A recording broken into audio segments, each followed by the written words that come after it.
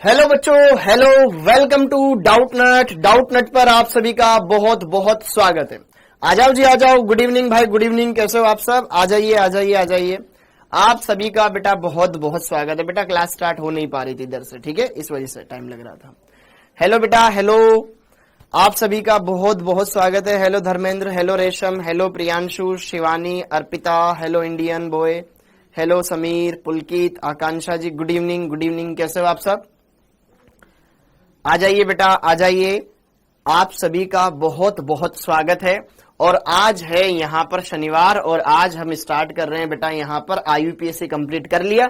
अब आईयूपीएससी कंप्लीट करने के बाद हम ऑर्गेनिक में अगला चैप्टर जो कि कायदे से स्टार्ट होगा वो की है बेटा समावयवता। आपको पूरी प्रॉपर ऑर्गेनिक अच्छे से एक रजिस्टर में मेंटेन करके चलनी है। ऑर्गेनिक के अलग से ही रजिस्टर बनाना बेटा, भर भी जाए तो अलग ही रजिस्टर बनाना फिर नया, ठीक है। ओके, इनऑर्गेनिक में फिजिकल में मिक्स मत करना। ओके, ऑर्गेनिक प्रॉपर अलग रखना बेटा। मेरा बर्थडे नहीं है आज। हाँ जी, ये ऑर्गेनिक में लिखना है बेटा। ये ऑर्गेनिक केमिस्ट्री का मटेरियल है, ऑर्गेनिक में रखने देना है इसको, ठीक है। उसको मिक्स मत करना इनऑर्गेनिक के साथ, फिजिकल के साथ। हाँ जी, good evening, good evening, good evening. Okay, हाँ, अब बात करते हैं यहां पर इस चैप्टर के बारे में। तो यह है आपके पास ऑर्गेनिक का ऑर्गेनिक केमिस्ट्री। तो अगला इंपॉर्टेंट टॉपिक है समावयवता। सबसे पहले आईयूपीएससी हमने सीखा। आपको आईयूपीएससी के लगभग सारी चीजें मैंने बता दी है। ओके, और कोई चीजें अगर आप देखोगे तो क्वेश्चंस में हैंड टू हैंड आपको समझ में आ जाएगी और उसके हिसाब से डील कर लोगे। बाकी अच्छे से आपको जो बेसिक नॉलेज होनी चाहिए कि यार आईयूपीएससी में कैसे नामकरण किया जाता है, किसको ध्यान में रखना होता है, किसको ध्यान में नहीं रखना होता है, एरोमेटिक यौगिक को क्या बोलते हैं, किसका नाम क्या होता है, वो जानकारियां पता होनी चाहिए जो आपको पता है। हाँ जी, ओके। तो अब यहां पर अच्छे से, सर मेरे को डेंगू हो गया था। ओहो बेटा, अगर आपको डेंगू हो गया था तो बेटा आप क्या करना, रिकॉर्डेड क्लासेस देखो। लाइव क्लास में अभी देखो ये वाला नया टॉपिक है, आप देख सकते हो, लेकिन इससे पिछले वाले जो टॉपिक छूटे हुए हैं उनको आप रिकॉर्डेड में देखते रहना, ठीक है। ओके, तो आज नया चैप्टर है। अगर किसी का बैकलॉग हुआ है तो कोई फर्क नहीं पड़ेगा, यहां से आप अच्छे से देखना। ओके, अच्छे से क्लियर करना, अच्छे से क्लियर करना। अब बात करें यहां पे समावयवता। समावयवता बेटा ऑर्गेनिक में सर किस चैप्टर में दिया हुआ है? वैसे तो इसको कक्षा 11वीं के अंदर दे रखा है, लेकिन ये किसी भी चैप्टर में काम आ जाएगा। हेलो एल्केन में भी काम आ जाएगा, एल्कोहल फिनोल वाले चैप्टर में भी काम आ सकता है, एल्डिहाइड वाले में भी काम आ सकता है, एमीन वाले में, जैव अणु में, किसी भी चैप्टर में इसका इस्तेमाल होगा। जैसे आईयूपीएससी किसी भी ऑर्गेनिक के चैप्टर में आ जाता है।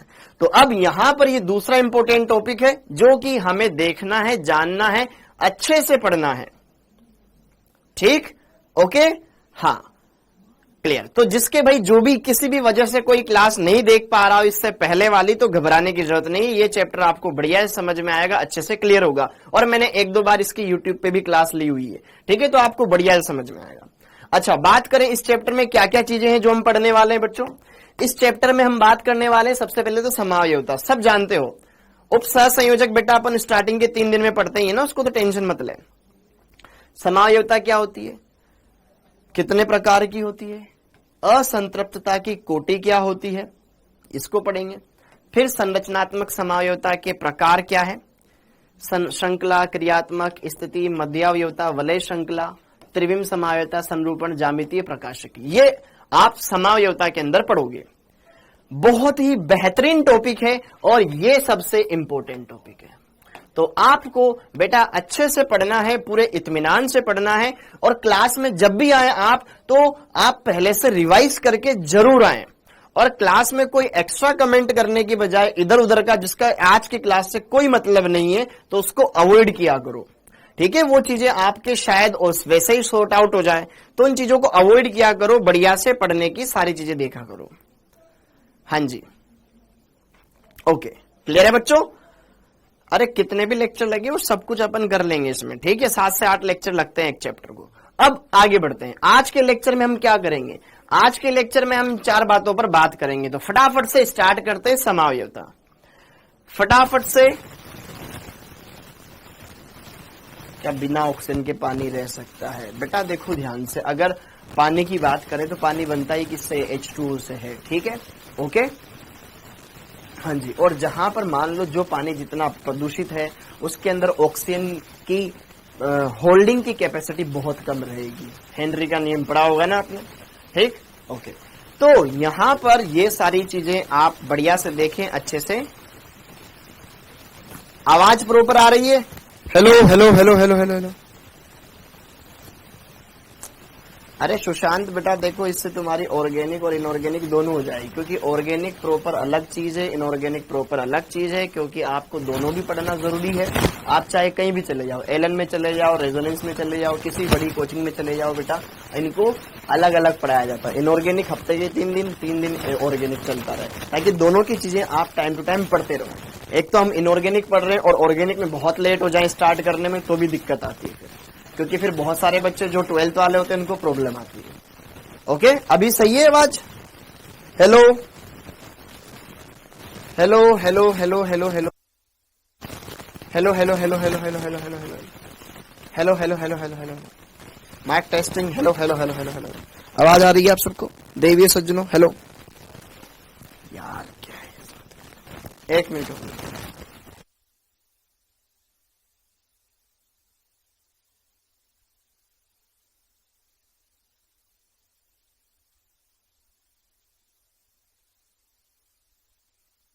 Hello hello hello hello hello hello hello hello hello hello hello hello, ये माइक खरखर कर रहा है। हेलो, या कितना दूर रखूं बॉडी पर? हेलो, अभी प्रॉपर आवाज आ रही है? साउंड प्रॉपर आ रहा है बेटा? ठीक है, अब पता नहीं ऑटोमेटिक कैसा ठीक हो गया, मैंने तो कुछ किया भी नहीं। ओके, हाँ जी, अब चलिए स्टार्ट करते हैं। चलो, ओके ओके, थैंक यू। अरे ये ऑर्गेनिक है भाई, कैसे पागल पागल बच्चे हो, पता ही नहीं है तुम्हें समायोता किस में आता है। हाँ, अब कोई बात नहीं, ये ऑर्गेनिक में आता है बेटा। अब क्या होती है समायोता? सबसे पहले हम बात करें समायोता के बारे में, तो समायोता को अंग्रेजी में कहा जाता है आइसोमेरिज्म। आइसोमेरिज्म। तो बेटा मैंने समायोता के बारे में बहुत पहले भी बताया था, जब केमिकल बॉन्डिंग पढ़ाया था। तो समायोता क्या होता है? वे यौगिक जिनके अणु सूत्र समान हो परंतु उनके गुणधर्म अलग अलग हो, भौतिक गुणधर्म, रासायनिक गुणधर्म या दोनों गुणधर्म अलग अलग हो, वो कहलाते हैं एक दूसरे के समावयवी, और यह परिघटना कहलाता है समावयवता। यह परिघटना कहलाता है समावयवता। तो यहां पे फटाफट से इस डेफिनेशन को नोट डाउन कर लो। 2 या 2 से अधिक ऐसे यौगिक जिनके अणुसूत्र समान हो परंतु भौतिक या रासायनिक गुण या दोनों गुणधर्म अलग अलग हो, समावयवता कहलाती है। अरे छवि जी बेटा, आपको बस लिखना चाहिए ना, अभी ऐसे कौन सी फालतू इधर की उधर बातें कर रहे हो, चुपचाप पढ़ाई करो।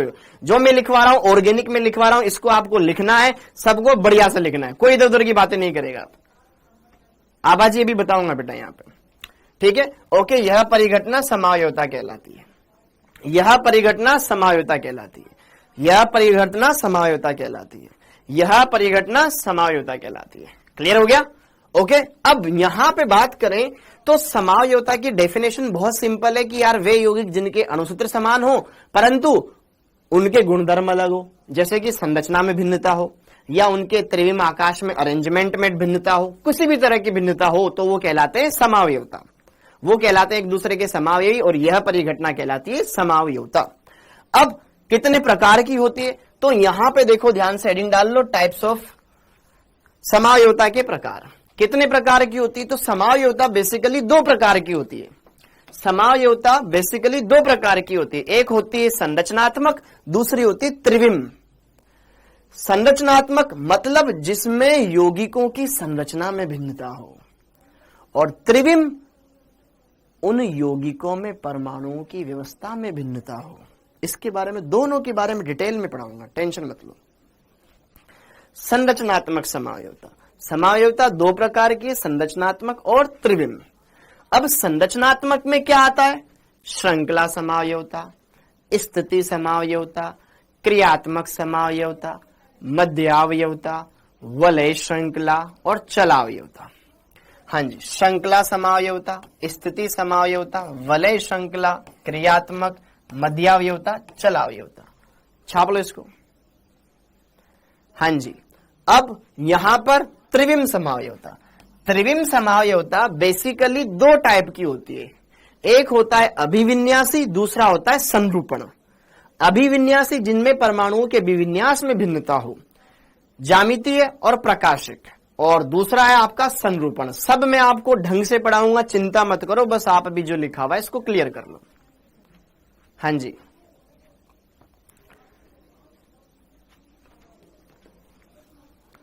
कंप्लीट हो गया भाई, कंप्लीट हो गया। ओके, ये सारी बातें क्लियर हो गई अच्छे से।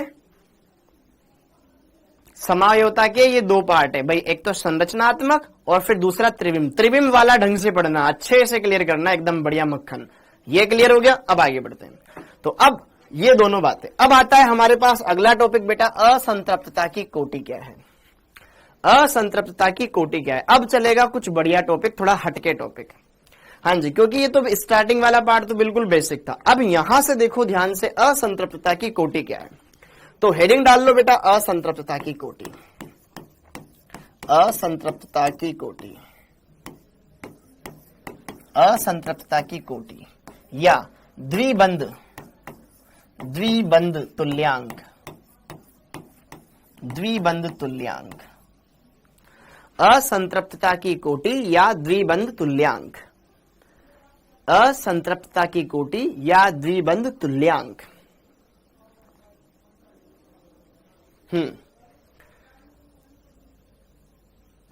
असंतृप्तता की कोटि को इंग्लिश में बोला जाता है बेटा degree of unsaturation, unsaturation, degree of unsaturation. ठीक है, द्विबंध तुल्यांक को बोला जाता है double bond, double bond equivalent,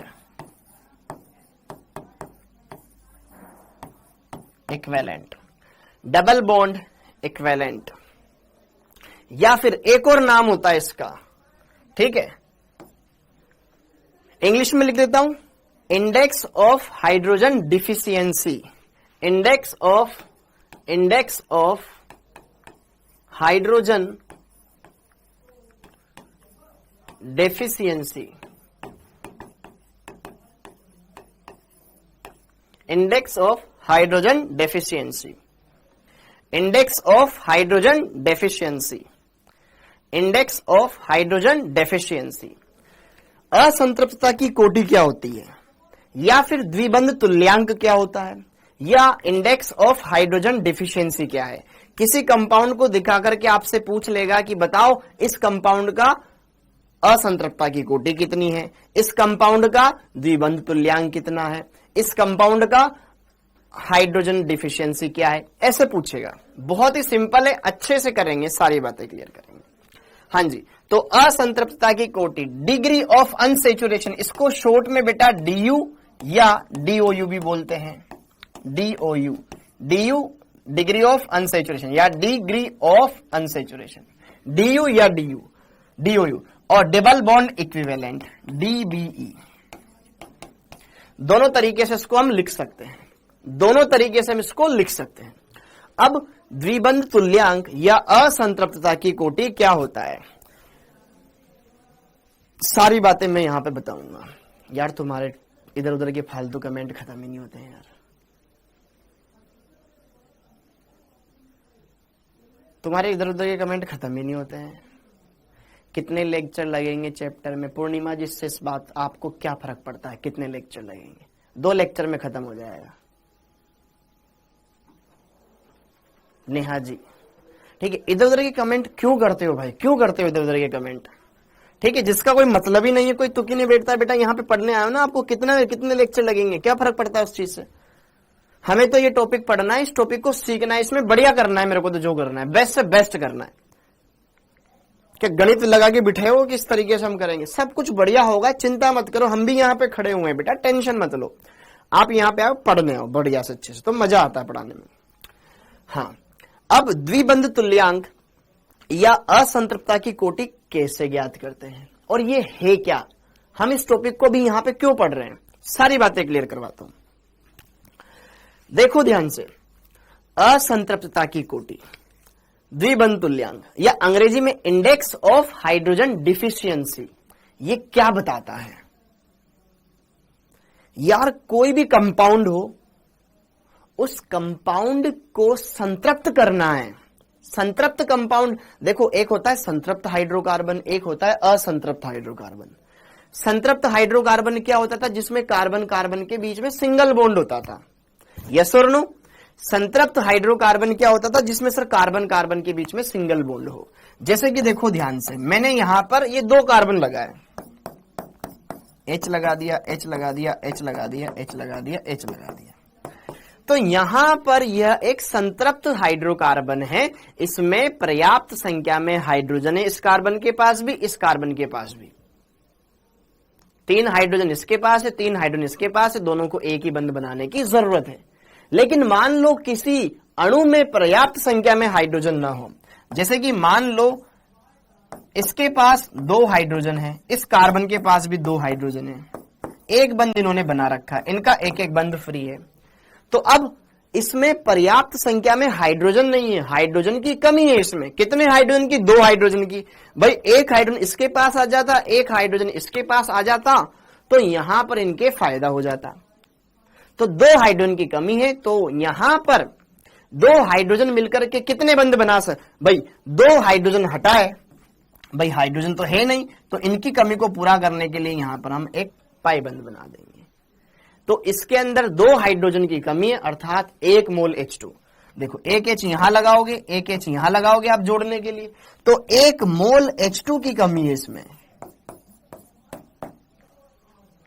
इसमें 2 हाइड्रोजन आ जाएंगे ना, अगर मोल के हिसाब से बात करें तो 1 मोल H2 यहां लगना चाहिए, 1 मोल H2 यहां लगना चाहिए। सिंपल सा अगर हम बात करें तो 1 यहां लगे, 1 वहां लगे, सिंपल सी बेसिक सी बात। तो देखो ध्यान से, डबल बॉन्ड इक्विवेलेंट क्या है, दोनों तरीके से बताऊंगा। किसी अणु के अंदर कितने हाइड्रोजन की कमी है ताकि उसको संतृप्त किया जा सके। ठीक, तो यहां पर यह क्या होता है बेटा? इंडेक्स ऑफ हाइड्रोजन डिफिशियंसी, इससे मैं रिलेटेड करता हूं। Index of hydrogen deficiency, index of hydrogen deficiency, index of hydrogen deficiency क्या बताता है? ये क्या बताएगा बेटा? हाइड्रोजन एटम्स की कमी को बताएगा। इंडेक्स ऑफ हाइड्रोजन डेफिशिएंसी यह किसी असंतृप्त हाइड्रोकार्बन, असंतृप्त हाइड्रोकार्बन, असंतृप्त हाइड्रोकार्बन में हाइड्रोजन परमाणुओं की कमी को बताता है। ठीक है, ओके। अब इंडेक्स हाइड्रोजन की जो इंडेक्स ऑफ हाइड्रोजन डिफिशियंसी है, मतलब हाइड्रोजन की कमी है, उसको हम क्या बोलते हैं? द्विबंध तुल्यांक भी बोलते हैं। तो उनकी कमी की वजह से कितने वहां पर बंध बन रहे हैं? डबल बॉन्ड, ट्रिपल बॉन्ड, कुछ भी हो सकता है, क्योंकि अगर अणु में डबल बॉन्ड है तो भी वो असंतृप्त होता है, पढ़ा है हमने। अगर अणु में परमाणुओं के बीच में ट्रिपल बॉन्ड है तो भी वो असंतृप्त होता है, हाँ या ना? तो यहां पर ये पहली बात तो क्या बताएगा? हाइड्रोजन परमाणुओं की कमी को बताता है। दूसरी बात, अब इस कमी को पूरा कैसे किया जाए? ठीक, हाँ जी, किसी असंतृप्त अणु को संतृप्त अणु में परिवर्तित करने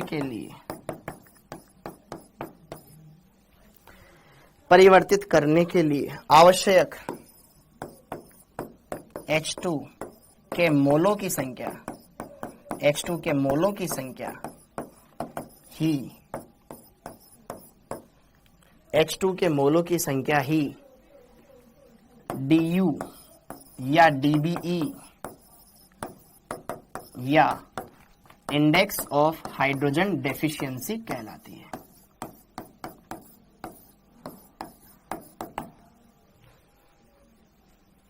इस बात को समझो, इसका फॉर्मूला बहुत सिंपल है, बस यहां पर इसकी परिभाषा आपको समझनी है। तो वही ऐसे होता है कि कोई असंतृप्त अणु है, उसको आप संतृप्त करना चाहते हो, तो उसके लिए कितने मोल H2 आप लोगे, क्योंकि एक सिंगल हाइड्रोजन तो होता नहीं है मार्केट में, हाइड्रोजन तो H2 गैस के रूप में पाया जाता है, तो वो है यहां पर आपका DU। इसके भी कंपाउंड बताता हूं, बहुत सिंपल है, और फिर इसका फॉर्मूला भी देखेंगे। तो यहां पर इस बात को लिख लो, ठीक, ओके, हाँ जी, ये बात क्लियर हो गया।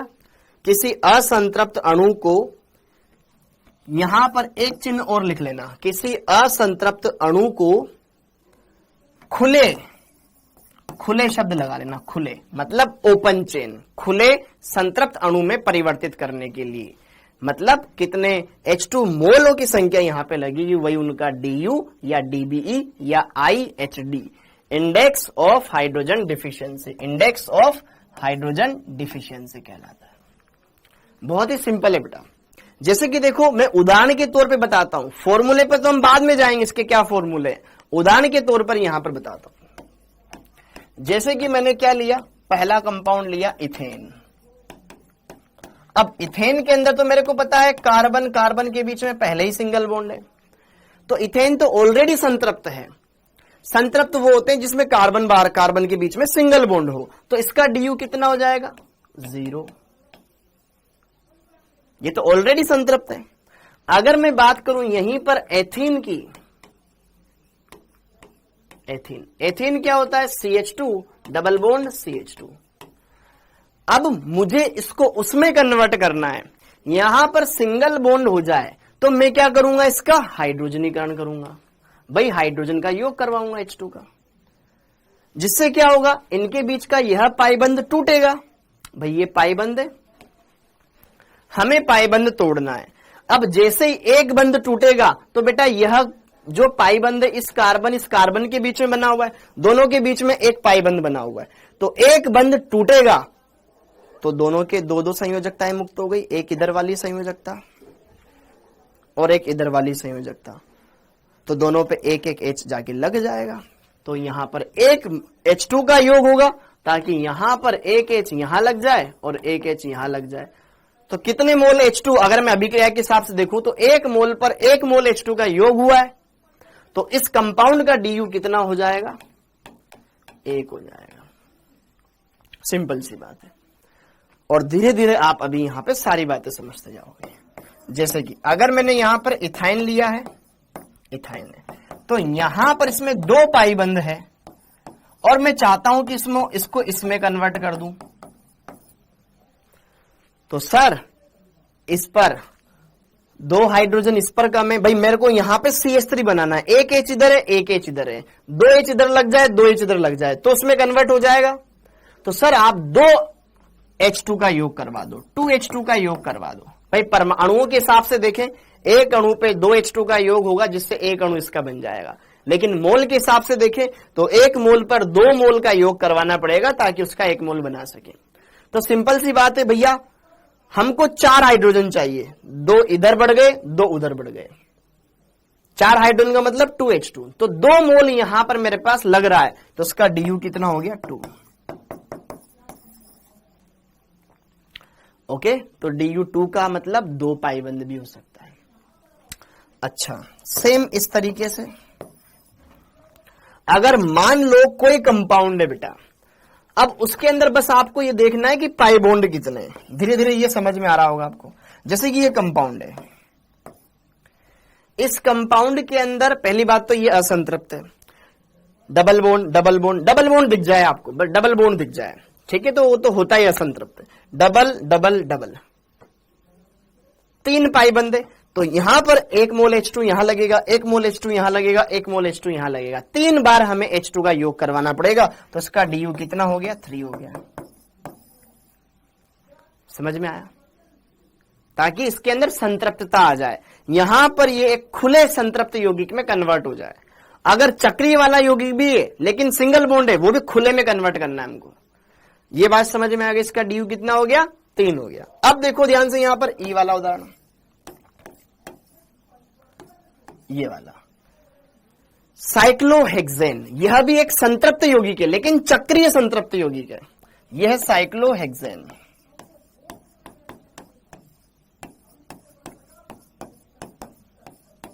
यह एक चक्रीय संतृप्त यौगिक है।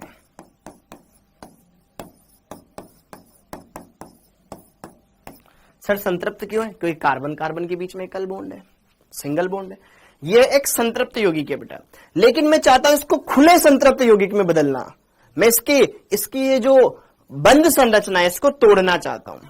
तो मेरे को क्या करना पड़ेगा? कोई भी एक बंद तोड़ दो सर। भाई अगर कोई माला बनी हुई है तो उसको बीच में से तोड़ दे तो खुल जाएगी। तो सेम उसी तरीके से यह वाला कार्बन इससे इससे इससे इससे इससे और ये वाला फिर वापस उससे जुड़ गया। तो आप कोई भी एक बंद तोड़ दो ना, दो के बीच का, दोनों के बीच का, तो वो खुल जाएगा। तो यहां पर कोई भी एक बंद, ये वाला तोड़ दो, ये वाला तोड़ दो, ये वाला तोड़ दो, ये वाला तोड़ दो, ये वाला तोड़ दो।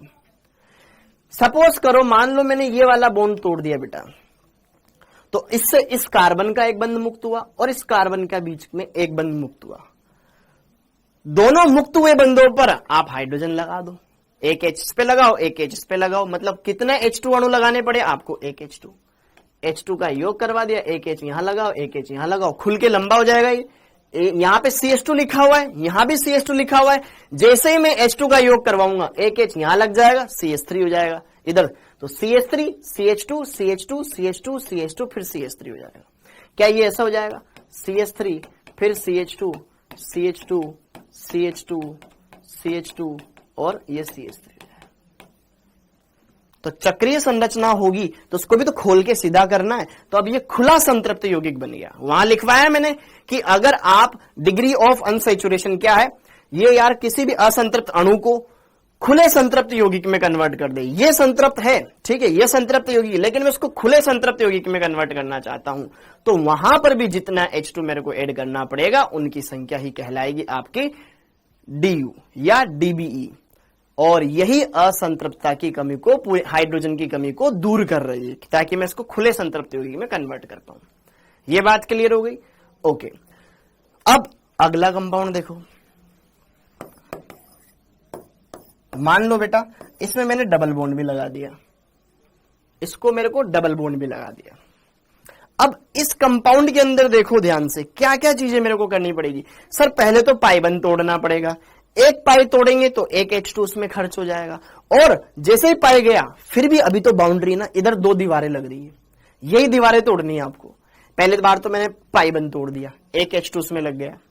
फिर अब चक्रीय संरचना बन गई वो वाली, फिर उसको तोड़ना है तो दो बार मेरे को यहां पर H2 का योग करवाना पड़ेगा। तो 2H2 इसमें कंज्यूम होगा, ताकि ये 1 2 3 4 5 6 कार्बन की खुली संरचना बन जाएगी।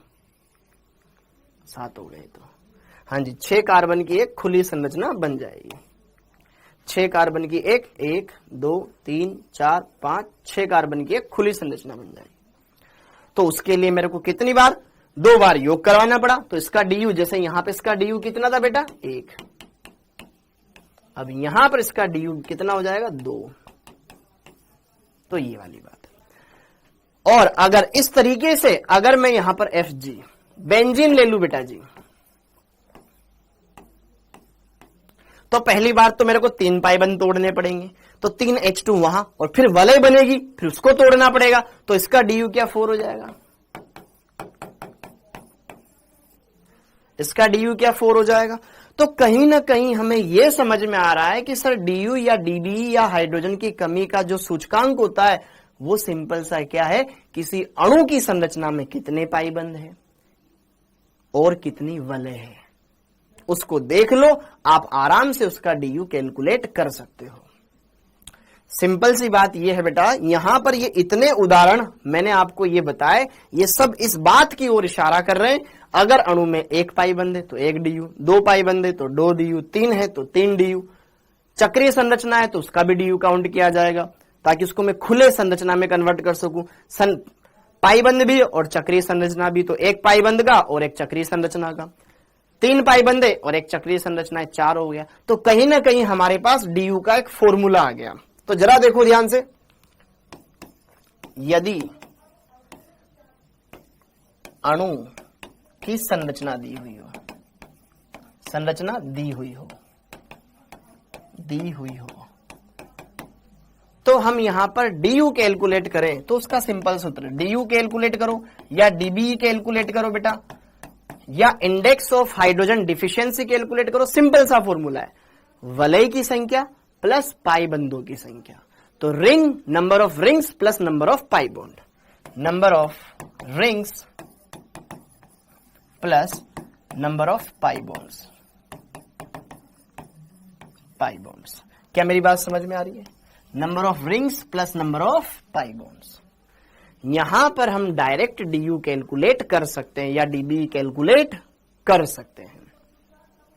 समझ आया? और इसका क्या एप्लीकेशन होता है ये भी मैं बताऊंगा कि सर हम डीयू पढ़ क्यों रहे हैं, इसकी क्या वैल्यू है, इसका पढ़ने का पीछे पर्पज क्या है वो भी बताऊंगा।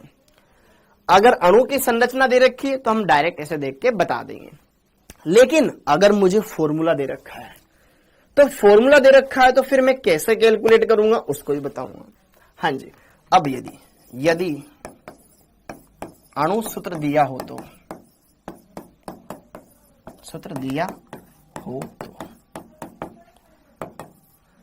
अगर अणु सूत्र दिया है तो बेटा डीयू कैलकुलेट करने का या डीबी कैलकुलेट करने का सिंपल सा फॉर्मूला है। डीयू या डीबी मेरे को कैलकुलेट करना है, सिंपल सा फॉर्मूला है।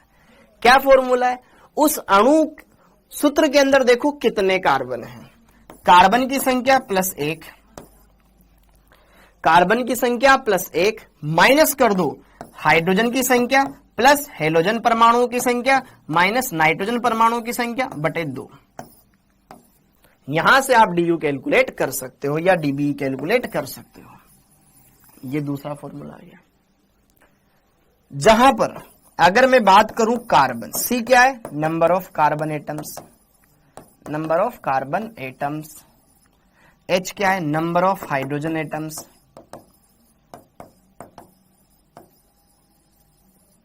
ओके, एक्स क्या है? नंबर ऑफ हेलोजन, कोई भी हो, फ्लोरीन हो, क्लोरीन हो, ब्रोमीन हो, आयोडीन हो, चारों में से कोई भी हो, ठीक है। एक्स क्या है? नंबर ऑफ हेलोजन एटम्स,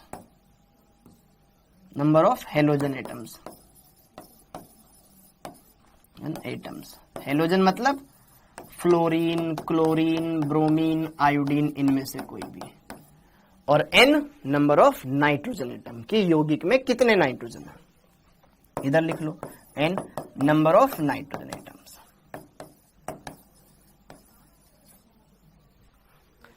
तो बहुत ही सिंपल है बेटा डीयू कैलकुलेट करने का। ये फॉर्मूला लगाओ या ये लगाओ, ये जब संरचना दे रखी हो ये लगा लो, जब अणुसूत्र दे रखा हो तो ये लगा दो, दैट्स इट। एक ही बार में खत्म हो जाएगा, इसके अलावा कुछ नहीं बचा, इसमें डीयू खत्म हो गया।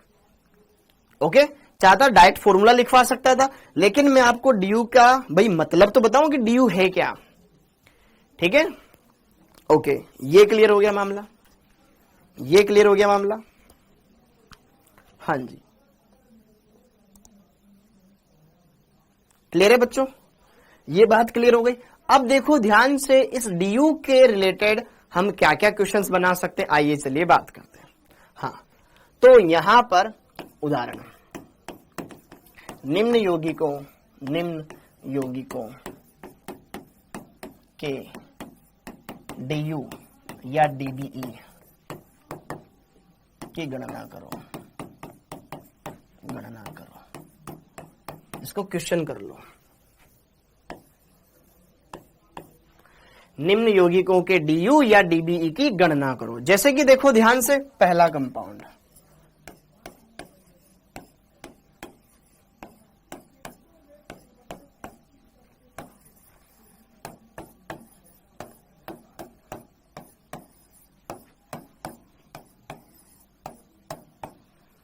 ये दो कंपाउंड है बेटा,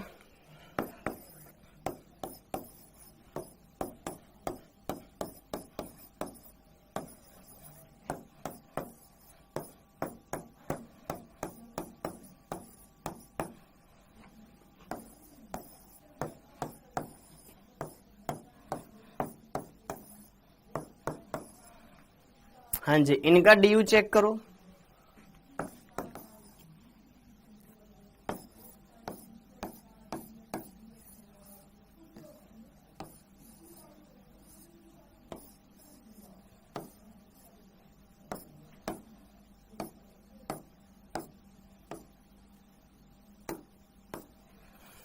हाँ जी, इन सबके डी कैलकुलेट करके बताओ, फिर आगे की कहानी देखेंगे। तो पहली बात तो ये है कि सर ये सब संरचनाएं दे रखी, तो संरचनाएं दे रखी तो डी कैलकुलेट करना बहुत आसान है। संरचना दे रखी डी कैलकुलेट करना बहुत आसान है। एफ फिर जी,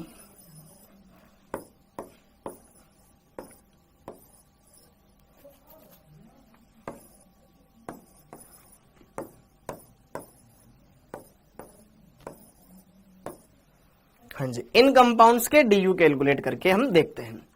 तो जरा देखिए ध्यान से देवियों सज्जनों, बहुत सिंपल कंपाउंड है, इसको ध्यान से बनाना है ना।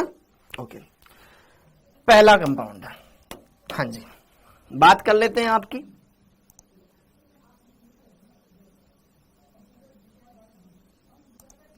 ओके, हाइड्रोकार्बन वाला चैप्टर नहीं पढ़ रहे हैं, इधर देखो। पहले वाले कंपाउंड के अंदर देखो पाईबंद कितने हैं, 1 2 3 4 5, 5 पाईबंद और 2 रिंग। पाई कितने हैं बेटा, 5 है। रिंग कितनी इसमें, 2 है। टोटल डी कितना आ जाएगा, कैलकुलेट करेंगे तो 7 आ जाएगा। ओके, इस वाले कंपाउंड के अंदर देखो पाईबंदों की संख्या प्लस वलयों की संख्या, 3 वलय है और 3 2 5 2 7, 10 इसका डी आ जाएगा। सर 7 प्लस 3 10 आ गया। क्लियर है। अब इस वाले कंपाउंड में देखो सर 3 पाईबंद 1 वलय, अगल बगल में कुछ भी जुड़ रहा हो, ठीक है। तो यहां पर डी का वैल्यू कितना आएगा, सर 3 पाईबंद 1 वलय 4। ऊपर समूह मैंने मेथिल लगा के एथिल लगा दिया तब भी कोई फर्क नहीं पड़ता। डी 3 पाईबंद है और 1 वलय है 4। इस कंपाउंड के अंदर देखो डी इसका कितना निकलेगा,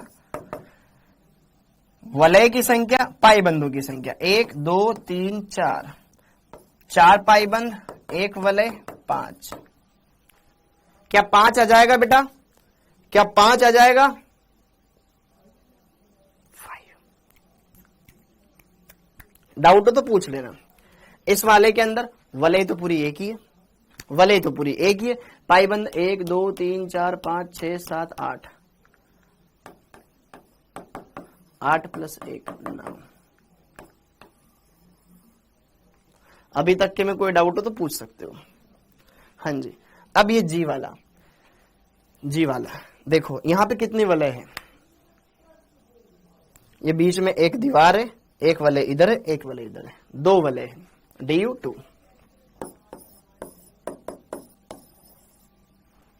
DU 2। अरे क्वेश्चन ऐसे ही आएगा कि गणना करो, निम्न का DU बताओ। हाँ जी, इसका DU कितना आएगा, इसका DU कितना आएगा, इसका DU कितना आएगा। यार आप इस वलय को खोल के लंबा कर दो ना, तो कहां से तोड़ू मैं, या तो कहीं से एक डबल बॉन्ड, ये एक पाईबंद तोड़ दूं, पाईबंद क्या ये वलय तोड़ दूं, खुल जाएगा ये। यह एक बाईसाइक्लो कंपाउंड है बेटा। जी में 3 कैसे आएगा, 2 DU आएगा ना बेटा, देख ले इसका DU 2 ही आएगा, इसका DU कितना आएगा, ई वाला फिर से बता दो बेटा। आपको इस कंपाउंड को खोल करके सीधा करना है, लंबा करना है, तो कहां से तोड़ूं। अब देखो ध्यान से, कहीं से भी तोड़ दो। अगर जैसे कि देखो ध्यान से, मैंने यहां से तोड़ दिया, यहां से तोड़ दिया, तो ये अलग अलग हो जाएगा। यहां पर ये कार्बन अलग, यहां पे ये मेथिल लटक जाएगा। भाई अगर मैं इसको यहां से तोड़ दूं तो ये वाला कार्बन इधर चला गया, इस पे कुछ नहीं बचा, तो यहां पे ये अलग हो गया। फिर भी ये 6 कार्बन वाली वलय बनी हुई, एक बार और तोड़ना पड़ेगा। सर 2 बार मेरे को यहां पे तोड़ना पड़ेगा, एक बंद ये तोड़ दो और एक बंद कोई और तोड़ दो, तो यहां पर इसका DU कितना आएगा, 2 आएगा। ठीक, अब इस कंपाउंड को देखो ध्यान से, खोल के देखो। अरे कंपाउंड की शक्ल पे मत जाओ, कंपाउंड कैसा बनाया है सर आपने, इस कंपाउंड की शक्ल पर मत जाओ, इस कंपाउंड के अंदर चीजों को देखो ध्यान से। ये है बाईसाइक्लो कंपाउंड जिसमें 2 वलय होती है, बाईसाइक्लो, एक वलय ये एक वलय ये, यह एक बाईसाइक्लो कंपाउंड है बेटा। देखो इसको ऐसे ही बता सकता था मैं,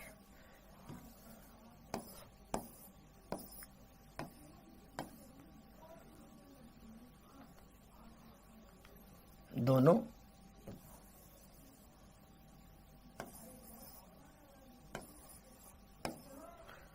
ये इस तरीके से कंपाउंड है, देखो कहीं से भी तोड़ दो, देखो जैसे अगर मैंने ये बंद तोड़ दिया यहाँ पे, ये खुल गया, ये खुल गया ना, अलग हो गया, ये अलग हो गया। जैसे ही मैंने ये बंद तोड़ा यहाँ पे, ये यहां से और ये थाई से, ये इतना रह गया। अब एक बार कहां से तोड़ू, एक बार कहीं से भी तोड़ दो, वलय खोल ली, ये तोड़ दिया, वलय खुल गई, ये एकदम सीधी हो गई। तो इसका डी कितना आया, 2। भाई खोल करके सीधा लंबा कर दो इसको, तो कितनी बार मेरे को बॉन्ड तोड़ने पड़ेंगे। यहां पर ये कंपाउंड ऐसा था, मैंने एक बार यहां से तोड़ दिया, अब सर अभी भी यहां पे ना वलय बन रही है, देखो ये वलय बन रही है, इसको यहां से कहीं से भी तोड़ दो बेटा, ऐसा तोड़ कि पूरा कंपाउंड सीधा रहे, ऐसा नहीं यहां से मत तोड़ना, आधा आधा इधर उधर हो जाएगा। तो यहां से अगर मैं कोई एक बंद तोड़ दूं बेटा, ये सीधा और ये ऐसा आएगा, तो इसका डी कितना आएगा, 2 आएगा। इसका डी कितना आएगा, 2 आएगा। बाईसाइक्लो कंपाउंड है, बाईसाइक्लो कंपाउंड का डी 2 होता है। इसका डी कितना आएगा, 2 वलय है इसमें। डी वाले में क्या दिक्कत हो गई भाई, डी वाले में क्या दिक्कत है, कितने वलय हैं इसमें, 1 वलय है, पाईबंद कितने हैं, 3 है, तो डी पाईबंद 1 2 3, 3 पाईबंद 1 वलय, डी कितना आया, 4 आया। क्या दिक्कत है इसमें, इसका भी डी 2, इसका भी डी 2, दोनों बाईसाइक्लो कंपाउंड है। बाईसाइक्लो मतलब जिसमें 2 वलय हो, पाईबंद तो लगाया ही मैंने इसमें, ठीक। अब जरा देखो ध्यान से, एच, इसके बाद एच के बाद आई,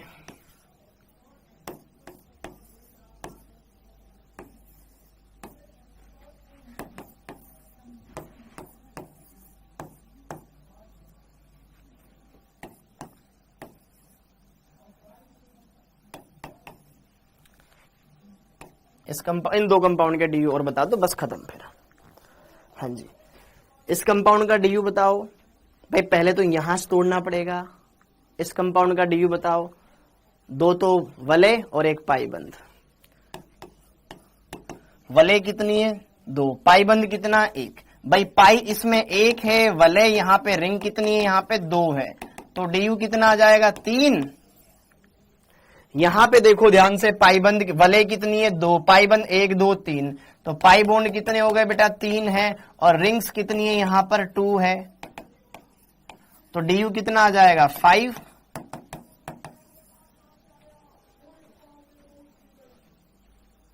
तीन और 5 हो जाएगा, सिंपल है। अरे अर्पिता जी ई वाले में क्या दिक्कत आ गई बेटा, इस कंपाउंड को तोड़ के देखना। यार एक तो देखो आपको इतना सिंपल कंपाउंड दिया है, फिर भी नहीं बना पा रहे हो। इन दोनों से मैंने एक कार्बन जोड़ रखा है कहीं दूर, ये से, तो इसको अगर मेरे को यहां पे सिंपल कंपाउंड बनाना, पहले तो इसको तोड़ दो कहीं से भी। सर इधर तो खुल गया, ये इधर वलय बन रही है, एक वलय और कहीं से भी, इसको इस तरीके से तोड़ो कि ये वलय टूट जाए। मान लो मैंने यहां से ये वाला बॉन्ड हटा दिया, अब एकदम खुल के सीधा हो गया ना ये, देखो यहां पर कहीं पर भी इसमें वलय नहीं बन रही, तो डी 2 हो गया। जे वाला समझ में नहीं आया, यहां पर गिनना नहीं आ रहा, 3 पाईबंद, 1 2 3 पाईबंद और 2 वलय दिख नहीं रही है, कितना क्या आया।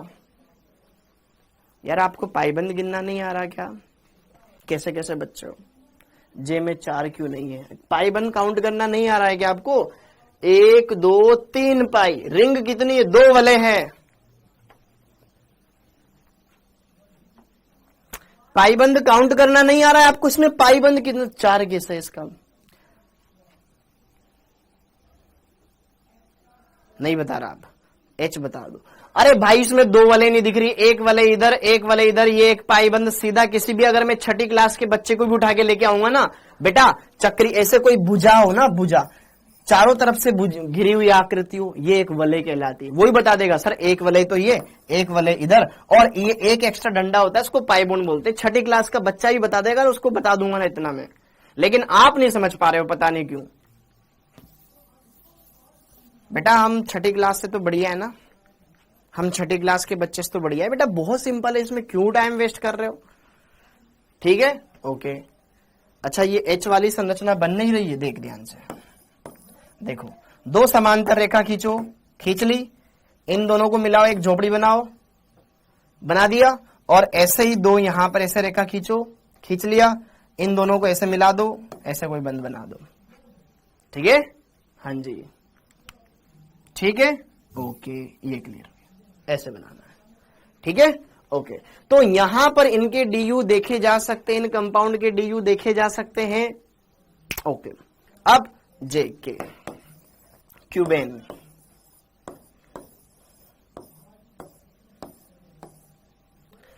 इस कंपाउंड को बोला जाता है क्यूबेन, दयाबेन नहीं है, क्यूबेन।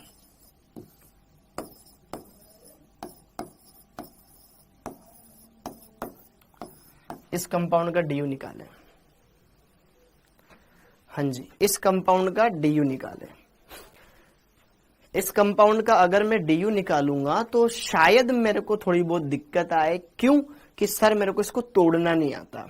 मत तोड़, तो इसका अणुसूत्र निकाल ले। मान लो किसी बच्चे को सर संरचना देख करके नहीं आ रहा है, कोई बात नहीं, इसका अणुसूत्र निकाल लेना। अणुसूत्र वाला फॉर्मूला भी हमारे पास, फॉर्मूले में पुट कर आंसर निकाल ले। आज पढ़ने में मजा आ रहा है, सिंपल सिंपल टॉपिक है, क्या बढ़िया टॉपिक है ये, लप्पू सा तो टॉपिक है। हाँ जी, अब इस कंपाउंड को देखो और इसको क्लियर करो।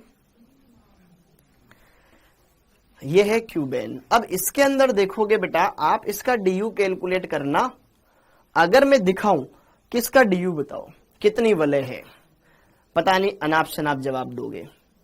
सर एक वलय इधर है, एक वलय ऊपर है, एक वलय इधर है, एक वलय इधर है, एक वलय पीछे, पता नहीं क्या बोलोगे। तो सिंपल सा डायरेक्ट इसके अंदर देख लो इसका अणुसूत्र क्या बन रहा है। ओके, तो जरा देखो ध्यान से। अगर मैं इसका अणुसूत्र बताऊं बेटा, तो देखो इसमें टोटल कार्बन कितने, हर कॉर्नर पर एक कार्बन है। एक कार्बन, दो कार्बन, 3, 4, 5, 6, 7, 8, टोटल इसमें 8 कार्बन है। हाइड्रोजन कितने, एक कार्बन कितने बंध बना रहा है? सर ये वाला कार्बन एक इधर 3 बंध, हर एक कार्बन 3 बंध बना रहा है।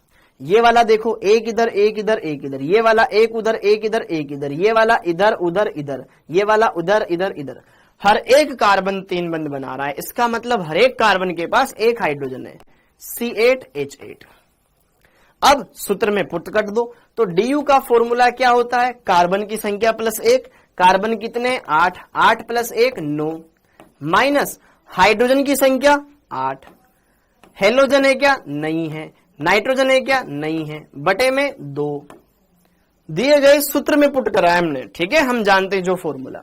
तो DU कैलकुलेट करेंगे तो ये हो जाएगा 9, माइनस इधर कुछ नहीं बचा 8/2, ये छमछम हो जाएगा 4 बार, 9 में से 4 गया, कितना बच जाएगा 5।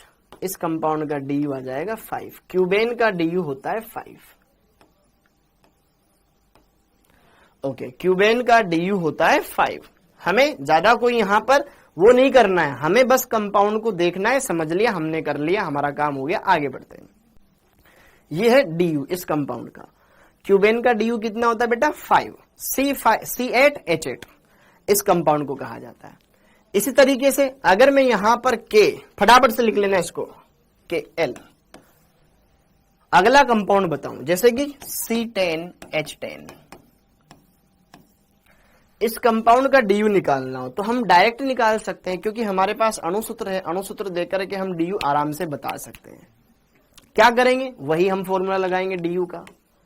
कार्बन की संख्या 10 प्लस 1, माइनस हाइड्रोजन की संख्या 10, प्लस हेलोजन की संख्या 0, नाइट्रोजन की संख्या 0 बटे 2। क्लियर हो गया बेटा? तो यहां पर 11 माइनस 10 बटे 2 कितना हो जाएगा? 5। कितना बच गया? 6। इसका DU कितना आ जाएगा? 6। तो अणुसूत्र दे रखा हो तो भी हम DU कैलकुलेट कर सकते हैं या DBE कैलकुलेट कर सकते हैं, कोई बड़ा टास्क नहीं है हमारे लिए। Got it? ओके, जैसे कि मान लो LM, मान लो कोई कंपाउंड दे रखा है बेटा C4H8O2। इस कंपाउंड का DU देखना है आपको। इस कंपाउंड का DU कैलकुलेट करो, कितना निकालोगे? C4H8O2, इस कंपाउंड का DU कैलकुलेट करो, कितना आएगा? इस कंपाउंड का DU आएगा 1। बताओ, आप कैलकुलेट करके देखो, इसका वाकई में क्या DU 1 आता है? C4H8O2। और आप कभी इनको देख के खुद ही समझ जाओगे कि सर आपने कैसे सोचा। आपके पास भी वो दिमाग आएगा थोड़ी देर बाद। इसका DU होता है बेटा 1।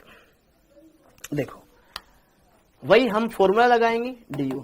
ऑक्सीजन की तो नंबर इस फॉर्मूले में आते ही नहीं है, तो ऑक्सीजन की संख्या कितनी हमें मतलब नहीं है उस बात से। ऑक्सीजन की संख्या कितनी उस बात से हमें बिल्कुल फर्क नहीं पड़ता है। ठीक है, अगर नाइट्रोजन है तो उसकी सोचेंगे, हाइड्रोजन है तो उसकी सोचेंगे, हेलोजन है तो उसकी सोचेंगे, बाकियों की सोचने की जरूरत नहीं है। ठीक है, ओके। तो भाई साहब बात ऐसी है।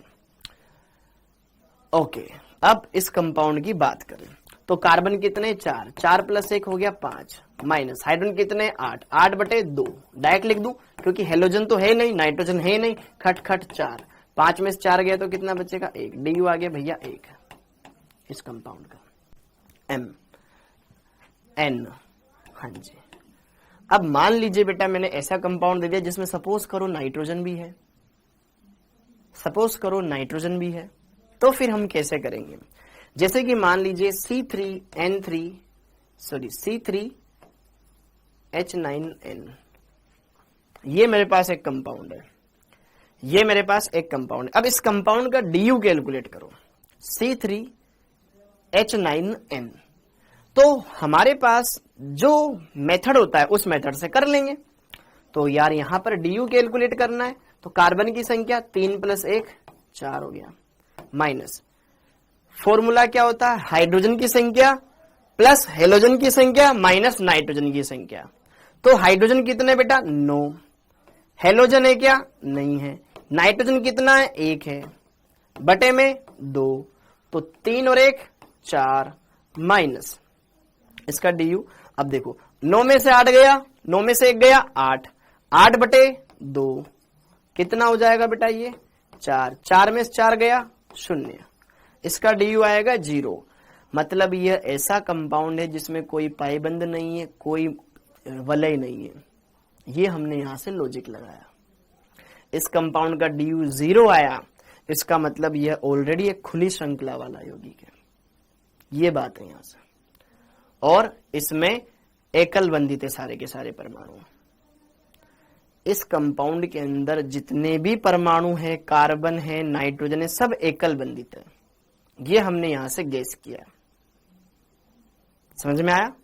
ये कंपाउंड, इस सूत्र से ऐसे कंपाउंड बनेंगे जिसमें कहीं पर भी पाइबंद नहीं आएगा, क्योंकि अगर पाइबंद 1 भी होता ना तो DU 1 आ जाता, वलय होता तो DU का मान 1 आ जाता। न तो इसमें पाइबंद है न इसमें वलय है, ये खुला संतृप्त यौगिक है। ये बात हमको यहां से समझ में आती है। तो ये DU के एप्लीकेशन है। ये बात क्लियर हो गई? क्लियर है? हमने कंपाउंड को देख लिया NO। हाँ जी, सपोज कीजिए, मान लीजिए मैंने कोई कंपाउंड लिख लिया C6H4Cl2, C6H4Cl2, C6H4Cl2। अब इस कंपाउंड के अंदर देखो कार्बन कितने 6, हाइड्रोजन कितने 4 और हेलोजन कितने 2। कोई भी हो, क्लोरीन हो, ब्रोमीन हो, आयोडीन हो, फ्लोरीन हो, एक ब्रोमीन हो, एक क्लोरीन हो, ठीक है, टोटल काउंट करेंगे। तो इसका DU देखो ध्यान से, इसका DU कैसे कैलकुलेट करेंगे? कार्बन की संख्या प्लस 1 माइनस हाइड्रोजन की संख्या 4 प्लस हेलोजन की संख्या 2/2, क्योंकि नाइट्रोजन तो 0 है। अब इसका DU कैलकुलेट करो तो यहां पर यह है 6 और 1 7, 7 माइनस 6/2 3, 7 में से 3 गए 4, इसका DU का मान 4 आ रहा है, DU का मान 4 आया। अब 4 DU आया, इसके बहुत सारे लॉजिक हो सकते हैं। अच्छा, पहले इस कंपाउंड का आंसर ये आया, ये हमने कर लिया, ओके, ये हमने कर लिया। ऐसे कोई भी क्वेश्चन आएगा आप उसका DU कैलकुलेट कर सकते हो बेटा, कोई बड़ा टास्क नहीं है। अब एक क्वेश्चन लिखते हैं, एक क्वेश्चन लिखते हैं, हाँ जी, एक क्वेश्चन लिखते हैं। यदि किसी कार्बनिक यौगिक के लिए, यदि किसी कार्बनिक यौगिक के लिए, कार्बनिक यौगिक के लिए DU 3 हो तो क्या क्या, तो निम्न में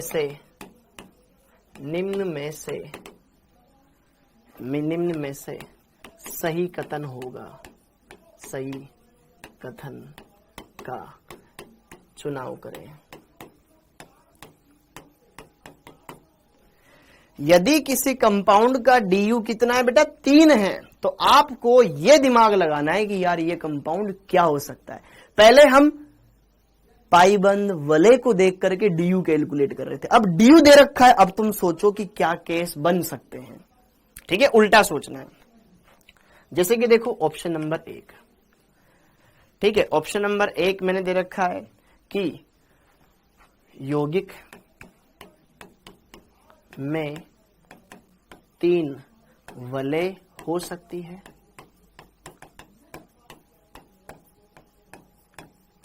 दूसरा, यौगिक में 3 द्विबंध संभव है। द्विबंध संभव है।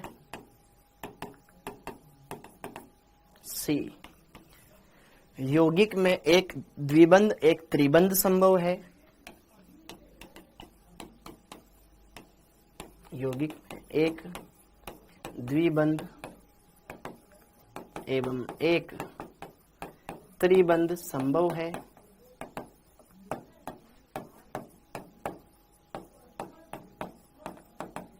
ठीक है। डी, यौगिक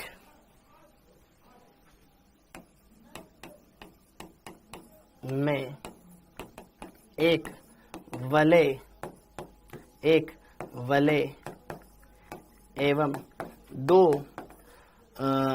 एक वलय एवं एक त्रिबंध संभव है।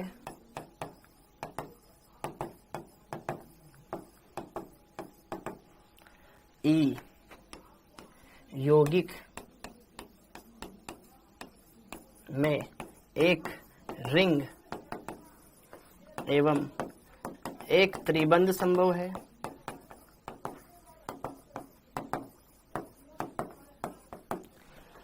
तो अगर हम देखें तो यहां पर अगर डीयू का मान 3 आया, इसका मतलब क्या क्या केस पॉसिबल हो सकता है।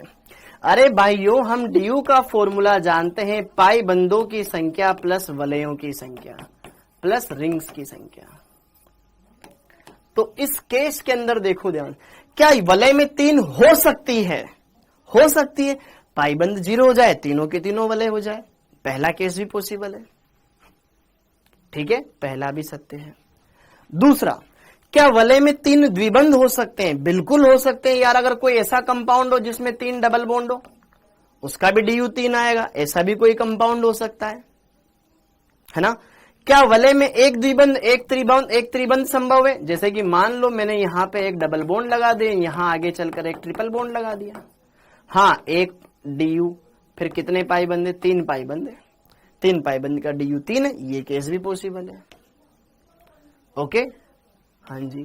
क्या यौगिक में एक वलय और एक त्रिबंध संभव है? मान लो मैंने ऐसे कोई कंपाउंड बना दिया, जिसमें एक वलय बना दी और बाहर कहीं पर यहां पे ट्रिपल बॉन्ड लगा दिया। तो एक डीयू तो वलय के लिए और 2 पाईबंद उसके लिए, तो डीयू उसका भी काउंट हो सकता है। तो दिमाग खोलो कि क्या क्या चीजें पॉसिबल हो सकती है। अगला, क्या एक रिंग और एक त्रिबंध? बिल्कुल है। एक रिंग, ये तो सेम लिख दिया यार यहाँ पे, ये तो सेम हो गया ना। ठीक है, ये तो सेम हो गया। यौगिक में एक रिंग और 2, यहां पे 2 द्विबंध कर लेना। 2 द्विबंध कर लेना बेटा। 2 द्विबंध संभव है। हाँ जी, एक रिंग बना दो और 2 डबल बॉन्ड कैसे भी लगा दो, इसमें अंदर लगाओ बाहर लगाओ, आपकी इच्छा। मतलब ऐसे केस बन तो सकते हैं। एक वलय हो, 2 द्विबंध हो, केस पॉसिबल हो सकता है। तो हम ऐसे कंपाउंड बना सकते हैं। तो यार डीयू इस बात की जानकारी हमें दे रहा है, तो इसके सारे ऑप्शन करेक्ट है, ऑल करेक्ट। ठीक है, सब सही है। ओके, तो यहां पर हमने इस टॉपिक से यह समझा है कि किसी कंपाउंड का डीयू हमें पता लग जाए तो हम उल्टा सोचेंगे, रिवर्स, कि अगर डीयू 1 है तो ये पूरा का पूरा ही संतृप्त है। डीयू 2 है तो 2 वलय हो सकती है, 2 पाईबंद हो सकते हैं, एक त्रिबंध हो सकता है, एक वलय में पाईबंद हो सकता है। ऐसा केस पॉसिबल हो सकता है। क्या मेरी बात समझ में आ रही है? तो ये हमने देख लिया डीयू के बारे में सारा बखान जो कि आपको जानना था। क्या क्लियर हो गया बेटा रसगुल्लो सारी बातें? ये सबके डीयू कैलकुलेट करना बहुत आसान है, ऐसा कुछ नहीं है कि जो आप ना कर सको। कैसा भी टेढ़ा मेढ़ा कंपाउंड बना के दे दे, ठीक है, आप उसका डी यू निकाल सकते हो। समझ में आया? कोई भी कंपाउंड दे दिया जाए एकदम तड़कता भड़कता, ठीक है, ओ, फिर ये क्वेश्चन ओ पी, एक जगह बच रही हो तो एक क्वेश्चन और बना लो, चलो ठीक है। कैसा भी कंपाउंड दे दिया जाए, डरने की क्या बात है, फॉर्मूला हमारे साथ है, ठीक है, ओके। इसका डी यू निकाला जाए, इसका डी यू कितना आएगा 4, क्योंकि 4 वाले हैं, ठीक है। और फिर अगर यहां पे डबल बॉन्ड लगा दिया जाए एकांतर क्रम में,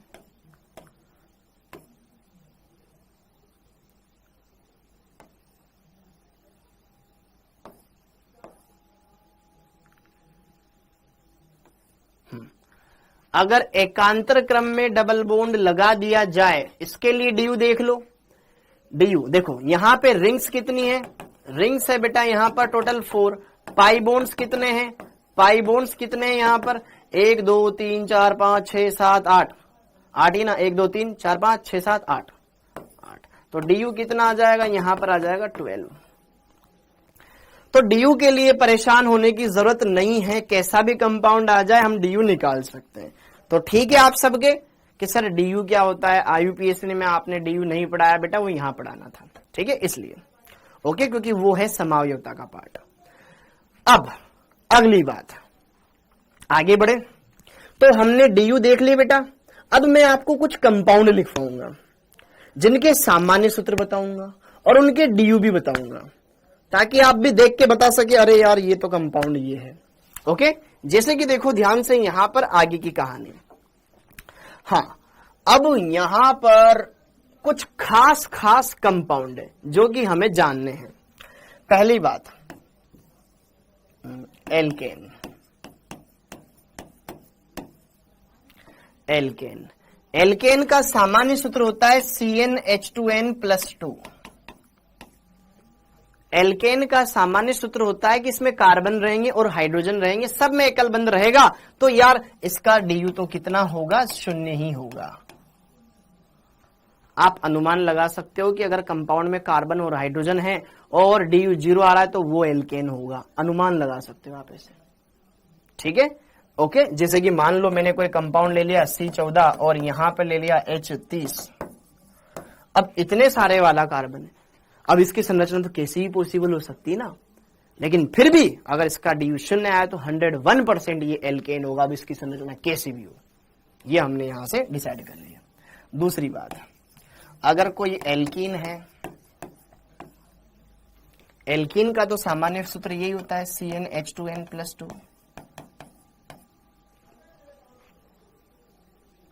तो इसका डी यू कितना आएगा, अच्छा सुनो इसको एक मिनट यहां पे एक चीज और लिखवा देता हूं, एल्कीन एवं साइक्लोएल्केन,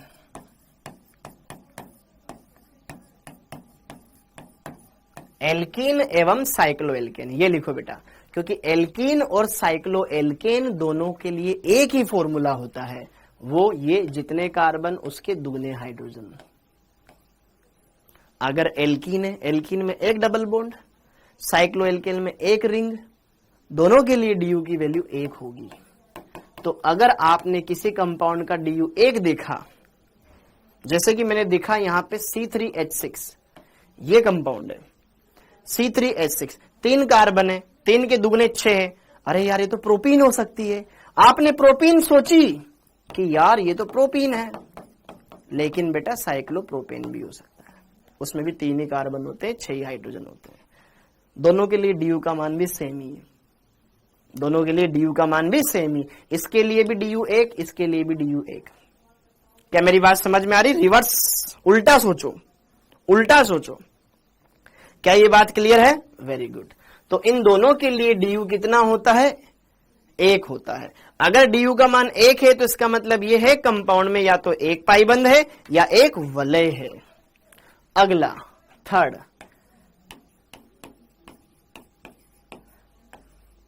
एल्काइन एवं साइक्लोएल्कीन।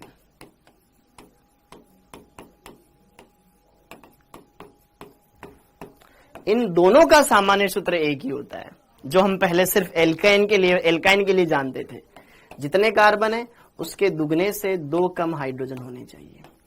तो एल्काइन और साइक्लो एल्कीन दोनों का सेम फॉर्मूला होता है और दोनों के लिए du का मान कितना होगा? 2 होगा। दोनों के लिए du बराबर 2 होगा। इसके लिए मैं उदाहरण लिखवा देता हूं यहां पर। जैसे कि मान लो मैंने 3 कार्बन और 4 हाइड्रोजन लिए, तो आपको लगना चाहिए कि सर 3 का दुगना तो 6 होता है, 6 में से 2 कम कर दो तो 4। अरे ये तो इसका फॉर्मूला फॉलो कर रहा है। अरे सर इसका मतलब ये है, ये तो एक एल्काइन है, एल्काइन है। अगर आप एल्काइन बनाओगे 3 कार्बन की तो नो डाउट आप ऐसी कोई एल्काइन बना सकते हो, लेकिन 3 कार्बन की साइक्लोप्रोपीन भी बन सकती है बेटा, जिसका भी यही फॉर्मूला आएगा।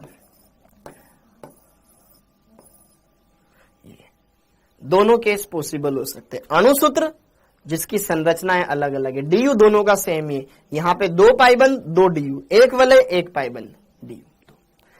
ये प्रोपाइन और यहां पर ये साइक्लोप्रोपीन है।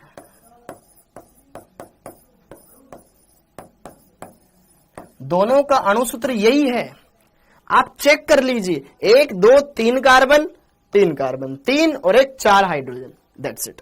1 2 3 कार्बन 3 कार्बन, 1 हाइड्रोजन यहां लिखा हुआ है क्योंकि 3 बंद ऑलरेडी बन रहे हैं, 1 हाइड्रोजन यहां लिखा हुआ है और 2 यहां लिखे हुए CH2, तो 4 हाइड्रोजन हो गए। दोनों का अणुसूत्र समान है। तो अगर आप ये देख रहे हो कहीं पर यार C3H4 तो प्रोपाइन ही होगा, गलत सोच रहे हो, साइक्लोप्रोपेन भी हो सकता है। समझ में आया मेरी बात? क्योंकि दोनों का DU भी 2 ही होता है।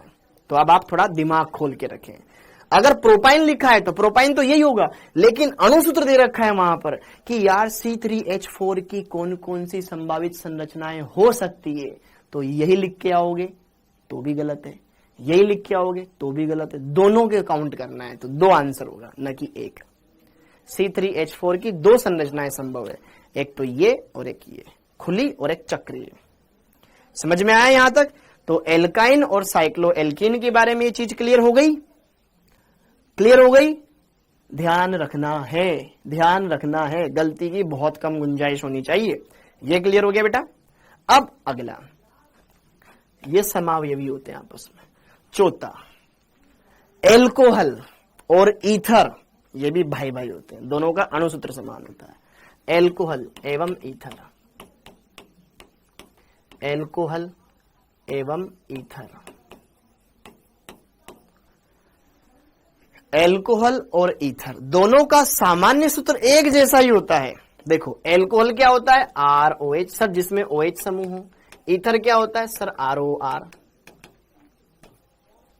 इन दोनों के लिए DU कितना होता है बेटा? 0।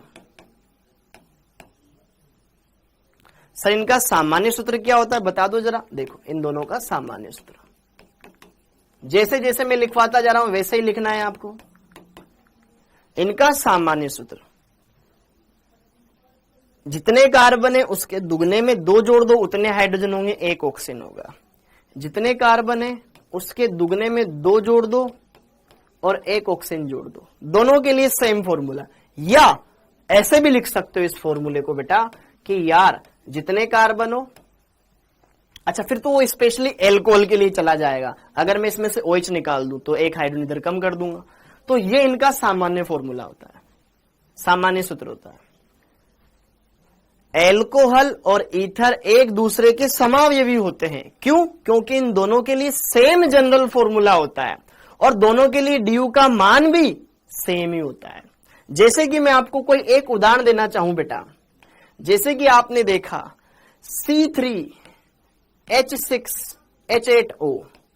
अब यह वाला फॉर्मूला क्या एल्कोहल बनाएगा या ईथर बनाएगा या इसके अलावा कुछ और बनाएगा? यह फॉर्मूला एल्कोहल और ईथर दोनों में से कोई एक बनाएगा। 3 का दुगना होता है 6, 6 में 2 जोड़ोगे 8, तो जितने कार्बन है उसके दुगने से 2 ज्यादा तो हाइड्रोजन है और 1 ऑक्सीजन है। इसका मतलब या तो इससे एल्कोहल बनेगा या ईथर बनेगा, दोनों बना सकते हो। और दोनों के लिए DU का मान 0 आना चाहिए। ठीक है, ओके।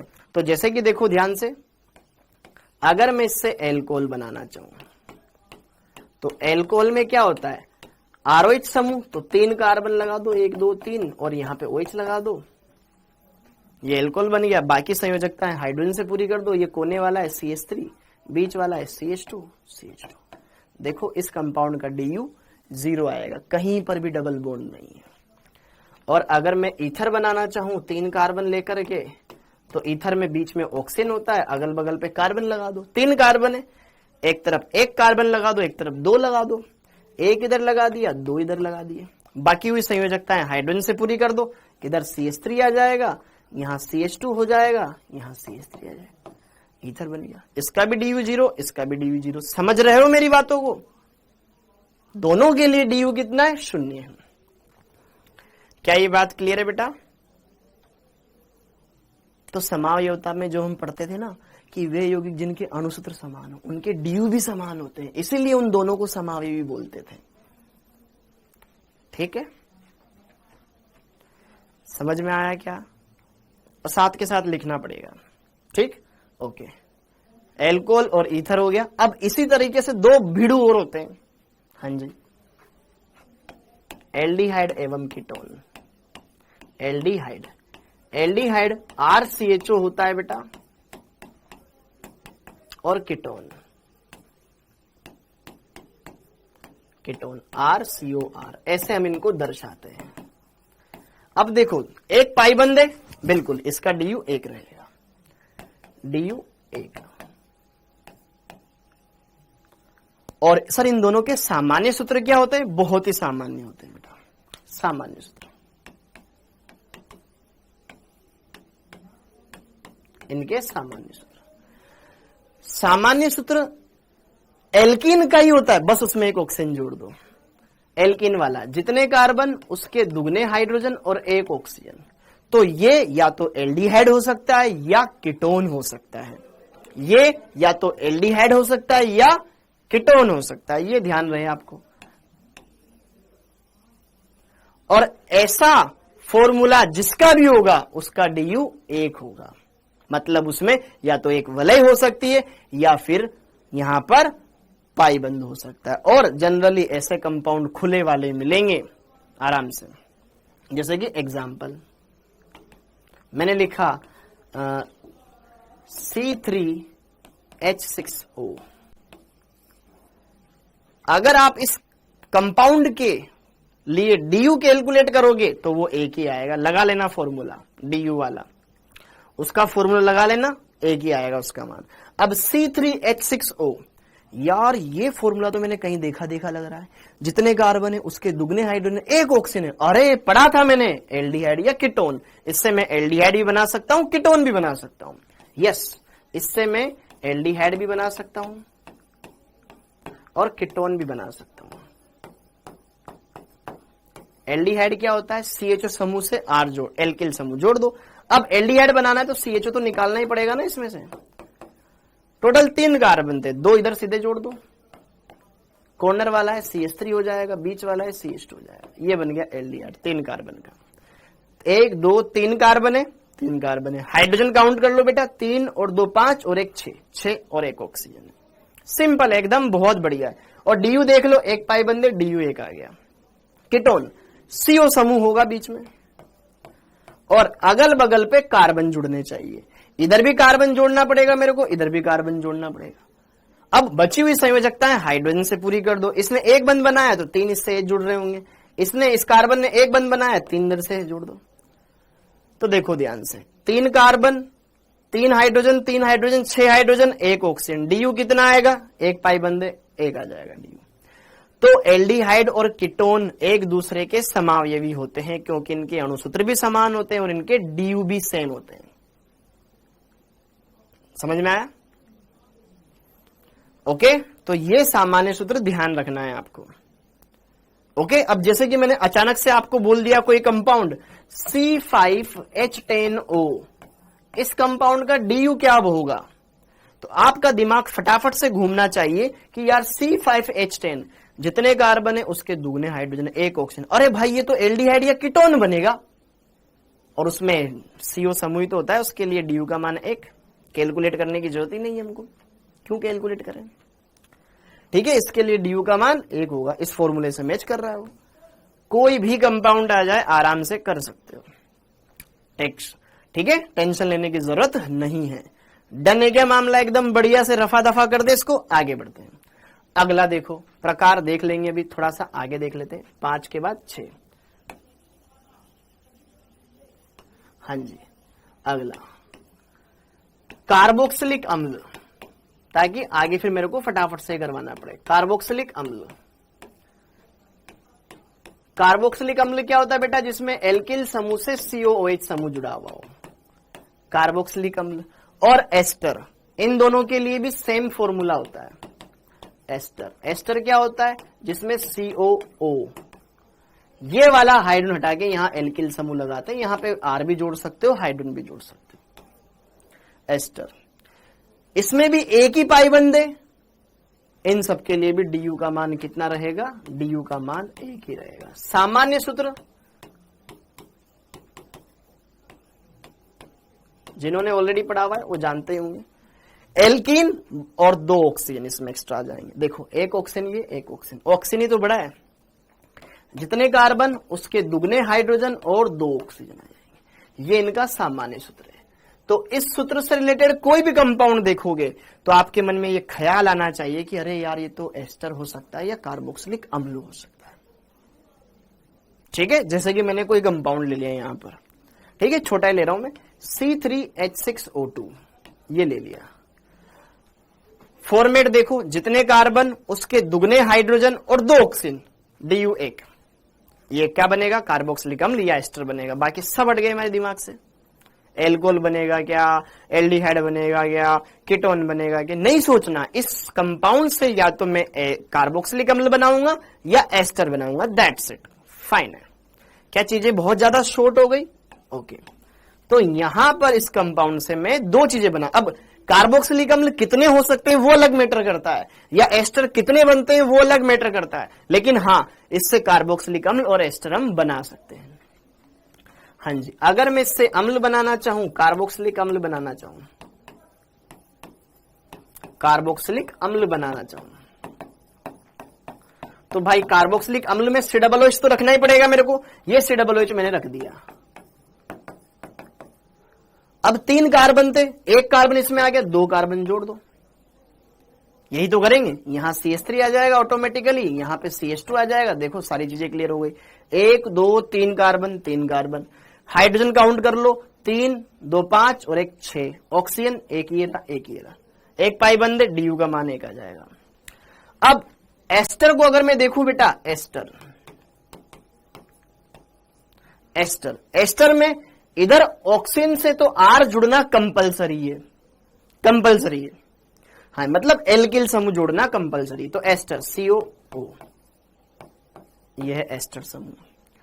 इधर तो मेरे को 1 कार्बन लगाना ही पड़ेगा। अब देखो यहां पे 2 केस बन सकते हैं, आप 1 कार्बन इधर लगाओ, 1 इधर लगाओ, दोनों कार्बन इधर लगा दो, इधर हाइड्रोजन लगा देना, इधर आप हाइड्रोजन लगा सकते हो, इधर नहीं लगा सकते, वो हम पढ़ेंगे आगे। बस अभी तो हम यहां पर DU को समझ रहे हैं। तो मैंने 1 कार्बन इधर लगा दिया, 1 इधर लगा दिया, चाहे आप दोनों इधर लगा सकते हो, कोई एतराज नहीं है मेरे को। हाँ जी, यहां पे CH3 आ जाएगा, फिर यहां पर इस कार्बन के 4 बंद बनी गए, यहां CH3 आ जाएगा, ये बन गया एस्टर। दोनों का DU कितना होगा, 1 ही होगा। तो यहां पर ये कुछ कंपाउंड है जो कि आपके डेली लाइफ में आएंगे, अभी यहां पे इस्तेमाल होंगे, तो इनको आप ढंग से देख लेना बेटा, DU वगैरह देख लेना। और ये चीजें जब हम क्रियात्मक समावयवी पढ़ेंगे ना तो उसमें भी इस्तेमाल करेंगे। तो अभी तक का जो टॉपिक था एक बार मैं वापस से क्विक रिवाइज करवा देता हूं, सिंपल सा था, अगर किसी को टफ लगा होगा तो देख लेना भाई। हाँ जी, तो देखो ध्यान से, यहां पर समावयवता, असंतृप्तता की कोटि, सिंपल सा, किसी अणु के अंदर देख कितने पाई बंद है, कितनी उसकी वलय बन रही है, दैट्स इट। अगर संरचना दे रखी है तो पाई बंदों की संख्या प्लस वलयों की संख्या, बाकी दिमाग ही मत लगा। दूसरी बात, अगर अणुसूत्र दे रखा है तो अणुसूत्र दे रखा है तो सिंपल सा ये फॉर्मूला लगा, कार्बन की संख्या प्लस 1 माइनस हाइड्रोजन की संख्या प्लस हेलोजन की संख्या माइनस नाइट्रोजन की संख्या बटे 2। ऑक्सीजन हो तो कोई बात नहीं, सल्फर हो तो कोई बात नहीं, उनका फर्क ही नहीं पड़ता। ठीक है, कोई भी हो इनके अलावा उनका मैटर ही नहीं करता, यही होनी चाहिए। ठीक है, क्लियर हो गया। संरचनाओं पे मैंने देखो इतने सारे क्वेश्चन करवा दिए, अणुसूत्रों पे भी करवा दिए, कोई फर्क ही नहीं पड़ता। ठीक है क्या भाई? ओके, ये हो गया। फिर डीयू के क्या क्या मतलब मायने होते हैं वो समझा दिए। फिर एल्केन, एल्कीन, एल्काइन, इनके बारे में, फिर इनके सामान्य सूत्र क्या होते हैं, उनसे क्या क्या चीजें बन सकती है वो क्लियर करवा दी। ओके, ये बातें आपके सामने आई है। क्या ये चीजें क्लियर हो गई? अब ये खत्म। अब आता है हमारा संरचनात्मक समावयवता। तो हेडिंग डाल लो संरचनात्मक समावयवता। सिंपल सा टॉपिक है, भी फटाफट से हो जाएगा। हाँ जी, संरचनात्मक समावयवता।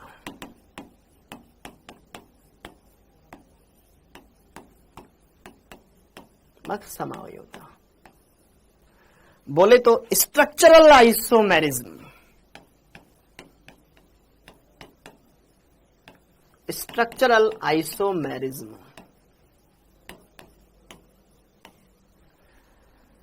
Structural isomerism.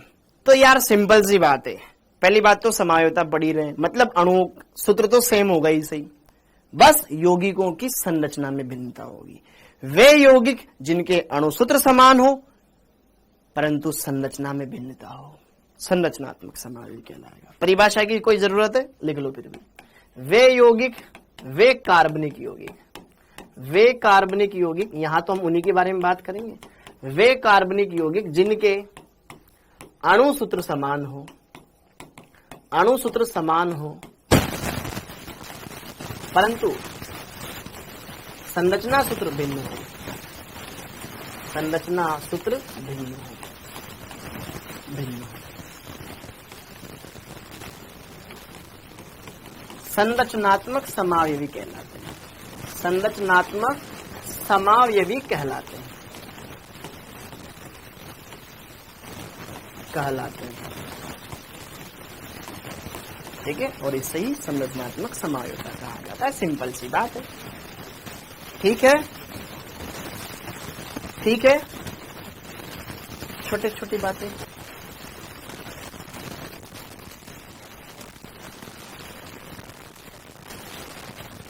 हेलो, अरे hello hello hello hello hello hello hello hello hello hello hello hello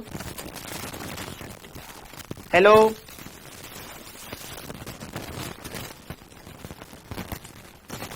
hello hello hello, अच्छा खासा टॉपिक खराब करवा दिया।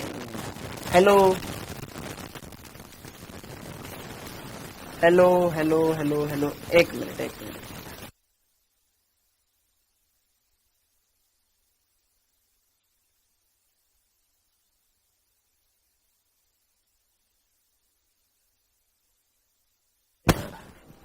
देखो घर घर की आवाज आ रही है इसमें, सुनो। मैं इधर पढ़ाए जा रहा हूं, इधर घर घर की आवाज आ रही है। हेलो, कमेंट देखो तुम।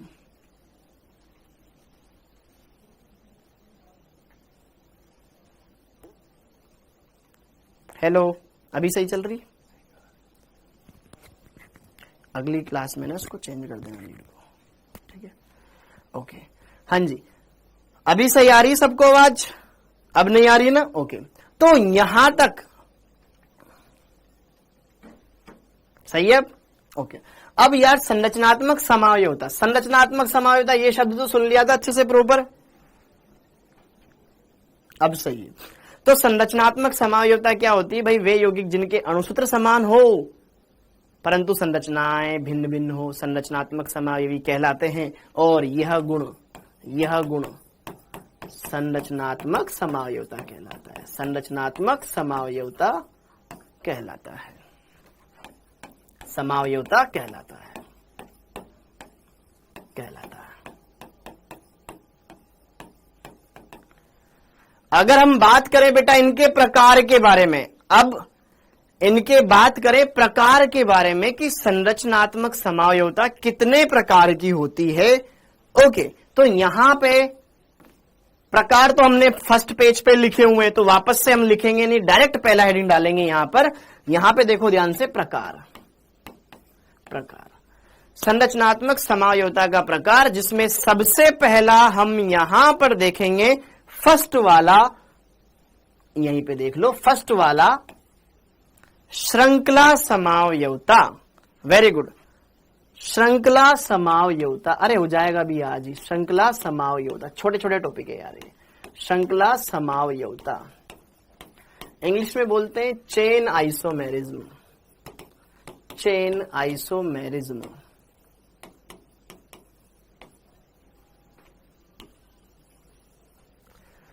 तो श्रृंखला समावयवता क्या होती है? वे समावयवी, अणुसूत्र तो सेम ही होंगे ना। देखो, वे यौगिक, ऐसा लिख लो, वे यौगिक जिनके अणुसूत्र समान हो, सेम हो, जिनके अणुसूत्र सेम हो। अरे हाँ, टाइम हो गया बेटा परिजी, बस थोड़ा सा लिखवाऊंगा, खत्म हो जाएगी परिभाषा। जिनके अणुसूत्र समान हो